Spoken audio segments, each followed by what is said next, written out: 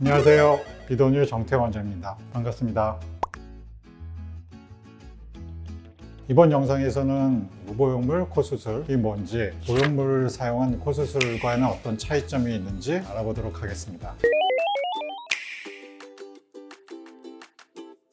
무보형물 코성형은 자가 조직만으로 코성형을 하는 걸 얘기하고요. 보형물 코성형은 자가 조직도 쓰지만 실리콘과 같은 인공 보형물도 사용하는 코성형을 말합니다. 자가 조직은 실리콘이나 고어텍스, 매드포와 같은 인공모를 뺀 이외의 물성을 자가 조직이라고 할 수 있는데, 보통 자기 비중격 연골, 귀연골, 그다음에 자기 가슴 연골, 자가 진피, 자가 근막 이렇게 정도가 자가 조직이라고 할 수 있고, 이러한 것을 이용한 수술을 무보형물 코성형이라고 합니다.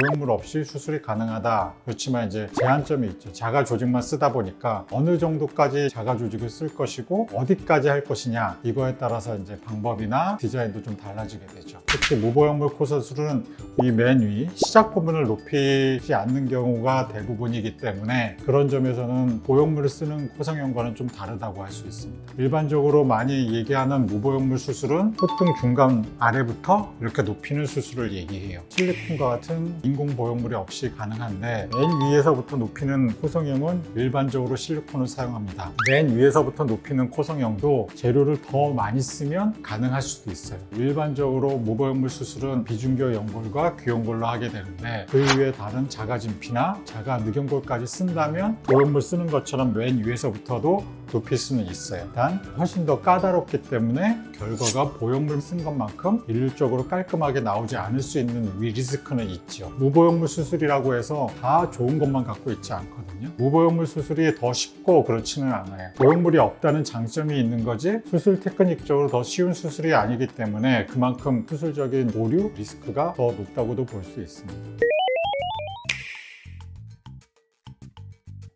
무보형이냐 보형물 쓰느냐는 현재의 상태에 따라 다른 거지, 서로 비교 대상은 아니에요. 자가 늑연골이나 자가 진피를 사용하지 않는 단순하게 비중격 연골과 귀연골로 하는 무보형물 수술만을 얘기할 때, 어떤 사람한테는 무보형물 해도 어느 정도의 퀄리티를 만들 수 있는 사람의 코의 상태에 따라 다른 거예요. 무보형물 수술은 콧등 중간부터 대부분 높일 수 있기 때문에 콧등 중간 위가 높은 사람이 적합해요. 그리고 코끝이 이렇게 서 있는 사람보다는 코끝이 많이 이렇게 떨어져 있거나, 특히 화살코처럼 긴 경우에 많이 효과적이에요. 특히 전형적으로 무보형물이 효과적인 코는 매부리코가 제일 효과적이고, 그 다음 화살코, 이런 게 무보형 코성형으로 잘 될 수 있는 코죠. 반대로 코끝은 어느 정도 살아있는데 콧대가 없다, 이거는 무보형물에 적합한 코는 아니에요. 콧대를 높여야 되기 때문에 콧대를 보형물 쓰고, 코끝은 연골로 쓰는 보형물 코술이 적합하지만, 그러한 경우도 죽어도 실리콘이 싫다 하면 방법은 콧대 부분을 다른 자가 조직을 쓰는 거예요. 쓸 수 있는 게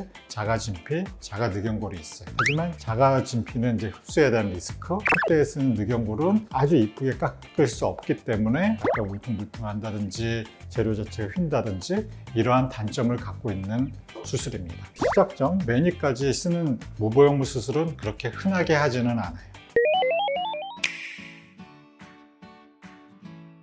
연골의 특징은 이 귀 모양대로 생겼어요. 귀는 아래쪽은 곱보리가 살만 돼 있고, 여기 테두리는 연골이 모양을 잡고 있죠. 귀연골이 뛴다고 해서 이 바깥을 잘 뛰지는 않아요. 왜냐면 이 모양이 제일 중요한 부분이니까, 이런 데를 함부로 뛰면 귀 모양의 변형이 많이 생기겠죠. 그래서 최대한 귀에 구멍이 들어가기 바로 전 바닥 부분을 주로 떼요. 떼면 이렇게 휘어가 생겼어요. 그렇기 때문에 휜 게 효과적인 곳에 줄었어요. 주로 코끝을 얹어줄 때 많이 쓰는 재료가 귀연골이에요. 왜냐면 그 모양 따라 휘었기 때문에. 두 번째는 비중격 연골이 있어요. 비중격 연골은 사람의 가운데 센터에 이게 판판하게 잘 있죠. 넓게 있는데, 마찬가지로 이 앞쪽은 지지구질 때문에 안 뛰고 깊이 있는 데만 뛸 수 있어요. 많이 뛰면 2 곱하기 2cm 정도 뛸 수 있는데, 장점은 이렇게 좀 가운데 중심에 있기 때문에 판판하죠. 물론 비중격 연골도 사람에 따라서는 약간 휘어 있지만 귀연골만큼 이렇게 많이 꺾여 있지는 않기 때문에, 특히 코끝을 높일 때는 이 기둥 부분에 지지력을 만들기 위해서 판판한 연골이 필요하거든요. 그때 제일 유용한 게 비중격 연골이에요. 세 번째는 늑연골이 있죠. 늑연골은 그야말로 제일 커요. 늑골이 있으면 이 뒤쪽은 다 뼈고, 요 흉골과 연결되는 이 부분들은 뼈가 아니라 연골 부분이에요.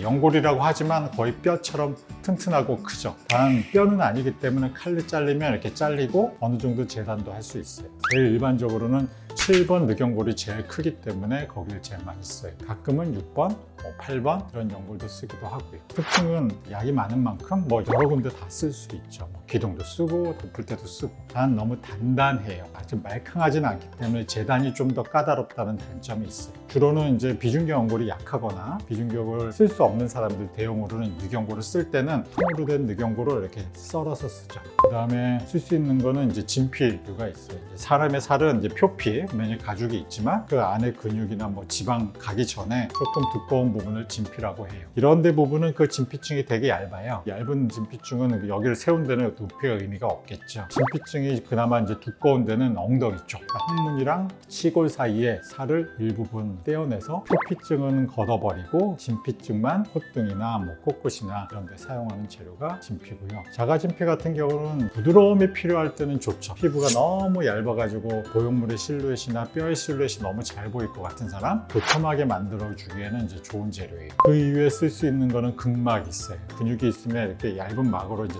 있거든요. 두께가 되게 얇기 때문에 그냥 쓰면 높이감이 없으니까 몇 겹 이렇게 말죠. 유용하게 쓰는 건 주로 이제 측두근막, 측두근이라고 이제 얼굴 옆쪽에 있는 근육이 있는데 싸고 있는 근육을 독일 째가지고 벗겨내서 쓰는 것을 쓸 수가 있습니다. 대부분 이제 머리카락 안쪽, 헤어라인 안쪽에다 째니까 흉터는 안 보인다고 보는 거죠. 코성에 쓰는 재료로 지금까지 얘기한 자가조직 이외에 쓸 수 있는 거는 이제 인공 모형물이 있단 말이에요. 대표적으로 쓰는 건 실리콘, 그 이외에 주로 쓰는 거는 이제 고어텍스가 있습니다. 매드포는 주로 이제 코보다는 안아골절 이런 데 많이 쓰는 재료예요. 안구 밑에 뼈를 대용하기에 좋거든요. 근데 이제 매드포를 코성에서 많이 안 쓰는 이유는 기둥에 쓰기에는 너무 딱딱한 재료라 노출되는 있기 때문에 매드파는 저는 잘 사용하지는 않습니다. 무보형물에 대해서 장점은 딱 한 가지예요. 염증에서의 좀 자유로움. 테크닉적으로 더 뭐가 쉽냐 그때그때 다르긴 하는데 보형물 수술이 덜 까다로워요. 무보형물 수술은 중간부터 해야 되기 때문에 서로 간의 단차도 더 맞춰야 되고 연골이 흡수되는 정도 그것도 잘 계산해야 되고 연골은 또 고정하기도 어렵기 때문에 더 까다롭기는 하죠. 어떤 수술이 맞냐는 환자와 의사가 맞춰가는 거예요. 정답은 없어요. 충분히 상의해서 결정해야 되고요. 단 그게 어울리는지 괜찮을지는 경험이 많은 의사와 좀 상의하는 거는 당연히 필요하겠죠. 지금까지 보형물 수술과 무보형물 수술에 대해서 알아보았고요. 구독과 좋아요 꾹꾹 눌러주세요. 다음에 또 봐요. 안녕.